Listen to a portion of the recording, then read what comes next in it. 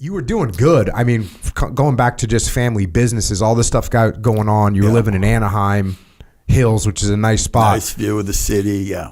And then economy hit. Economy and the IRS. Ouch. And the IRS, back then, before George Bush Sr., they had carte blanche. They did what they wanted. And they would accuse you of something, and too bad. You had to abide by it. Well, I didn't owe them any money, and so I fought. And it was an 8-year battle. Ooh. But that battle really wiped me out. And I won. I got a little piece of paper that says, George Monsoor versus the IRS, pay nothing. I might have been better off just to write them a check. But I was young. I think I was 30 or something, 31. And so I just, that's wrong, and I'm going to fight for it. And maybe I should have negotiated. But that kind of money, 600 plus penalties, like $800,000. Back in the 70s, you're talking about buying $7 or $8 million houses in today's market. Yeah. So anyway, I fought, and then it really crushed us business-wise. And it was amazing, really, how strong our family was. Because we went from a pretty nice life to me coming home one day after the banks called me and said, I have been gutted, and I had $29 in my pocket. And it was kind of struck me as like, I thought I'd feel bad about it, but it was just the money was gone. I still had my family, and you just work around it. And my income definitely changed. Got a job working as a security guard, and I took the job because they paid every Friday, and I wanted to make sure my kids had groceries. And so I just did that until I put some deals together, and it took a while.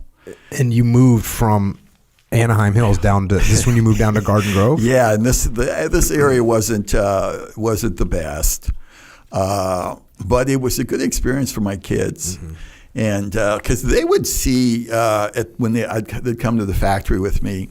Factory was down in L.A., and that was a pretty rough area. And they would see looking out the window at some of these people had it really tough. And we used to have a bear of a man that would sleep in front of the door on the porch every night. And he wouldn't say anything to me. It was more of a grunt all the time, and he probably had some mental problems. He was just a huge guy.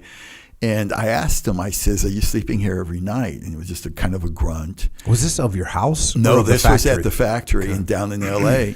And so I thought to myself, a guy that big, I got no problem with him sleeping here at night because it was a rough area. Mm-hmm. So I would put blankets out for him. And he stayed there for years. Every morning I would come in, bring him a big breakfast burrito. He still hardly say anything, just grunts. And he would roll up his blankets and disappear all day. And then in the evening he'd come back. And the kids were fascinated with this guy. They wanted to be his friend, but he wasn't buying it. But anyway, they kind of saw that world. Now we're in an area where it's just a little bit of everything, a sprinkling of all kinds of nationalities, and it was a lower income area, and the kids were like, and from a nice, high school with all their friends are wealthy, they all go to Europe and all that stuff, which I didn't really like them around those kids all the time because I didn't want them to think this is the way it is. I wanted them to see the other side. So it was a good experience. And you've met my kids.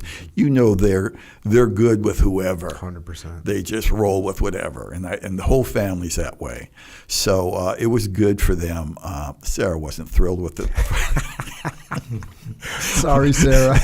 But she ended up, being a leader on the basketball team, and all of the kids did great in sports. And it was just all in all, I think it was one of the best things that happened.